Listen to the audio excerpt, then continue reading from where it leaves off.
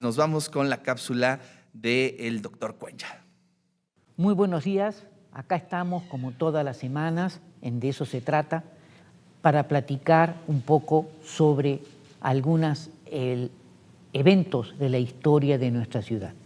Hoy yo quería concretamente hablar sobre el gobierno de la ciudad, la importancia del ayuntamiento de la ciudad en el periodo colonial. ¿Y esto por qué? Porque justamente la importancia de una ciudad durante el periodo colonial, llámese el siglo XVI, XVII o XVIII, estaba de alguna manera reflejado en la estructura y en la composición de su ayuntamiento.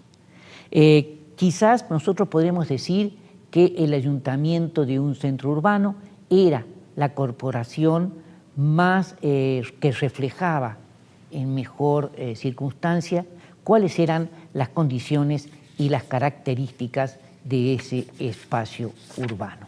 El Cabildo Novohispano, en ese sentido, desempeñó un papel muy importante, un papel de primer orden durante todo el periodo colonial, en la medida en que administraba la justicia, regulaba la actividad económica, controlaba la actividad social, establecía una relación muy importante con la organización religiosa y se preocupaba concretamente por diversos problemas urbanísticos, se preocupaba por problemas de salubridad, se preocupaba por la higiene urbana y también, entre otras cosas, por, garantizar la existencia de alimentos, de comida dentro de la ciudad y también la distribución del agua, que yo creo que son elementos muy importantes, que a lo mejor para nosotros son algo cotidianos dentro de la actividad y de la preocupación del gobierno municipal, pero que en esa época eran fundamentales. La constitución o la estructura del gobierno municipal fue variando a lo largo del tiempo.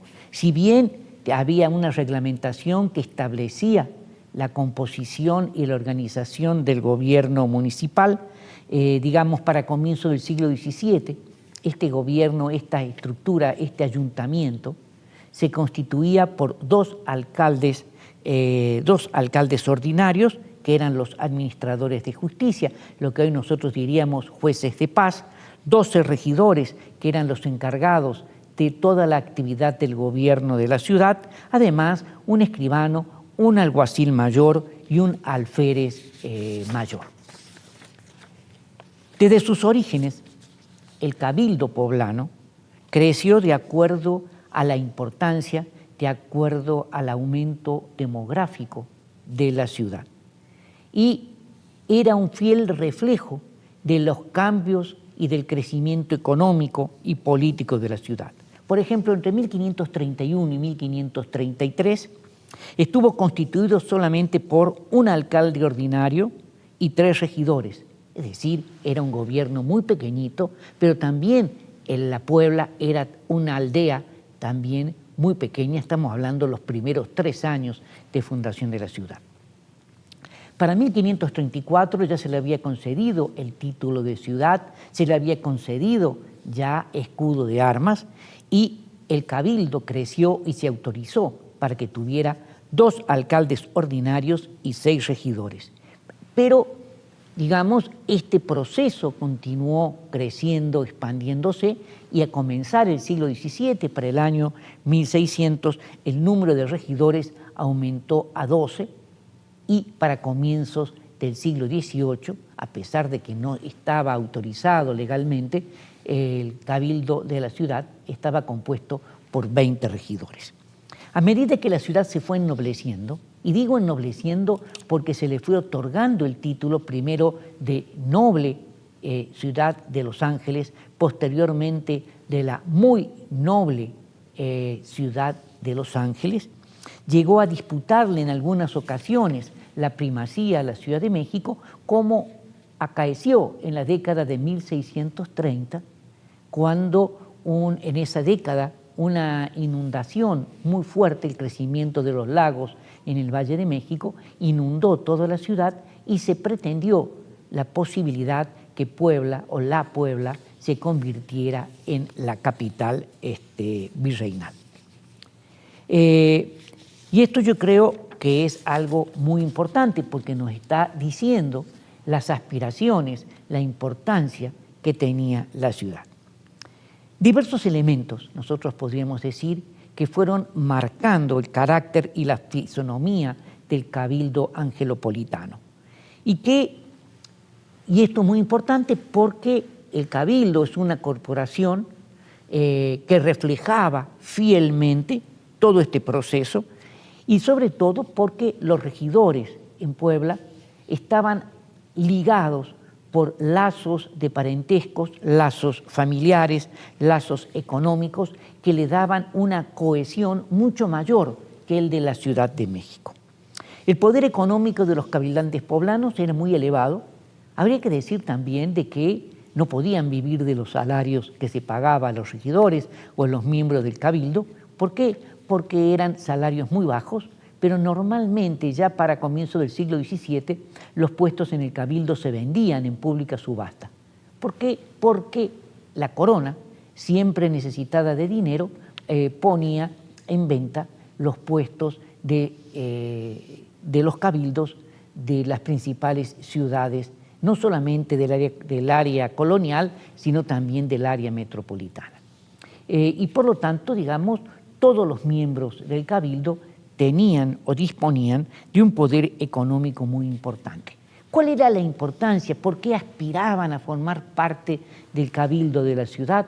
Porque esto les permitía tener un estatus social, alcanzar un estatus social que se iba a manifestar en diversos eventos civiles, en diversos eventos de carácter religioso,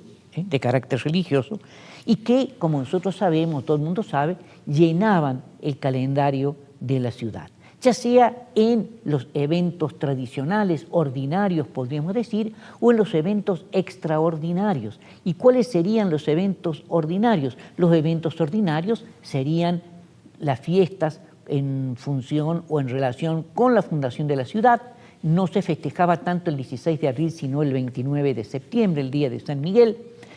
También, digamos, eventos ordinarios eran las grandes fiestas religiosas que se realizaban. Y eventos extraordinarios eran cuando el virrey, un nuevo virrey, pasaba por Puebla proveniente de Veracruz rumbo a la capital virreinal, a la Ciudad de México, y por lo tanto la ciudad se engalanaba y todos los miembros del cabildo era el momento de lucir, digamos, capa, espada, sacar a relación, digamos, los elementos más importantes y lucir los carruajes, los caballos enjaezados con riendas de plata, y esta ostentación y magnificencia de los miembros del cabildo era algo que se iba a expresar fundamentalmente en las fiestas más importantes de la ciudad.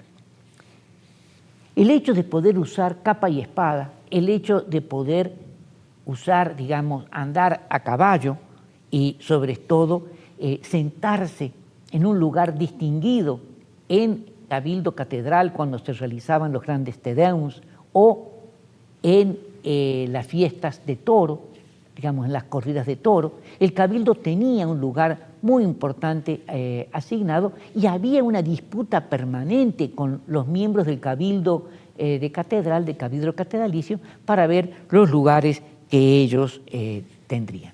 Imagínense ustedes el puesto más importante de mayor trascendencia era el de, digamos, aquel que podía tener el pendón real.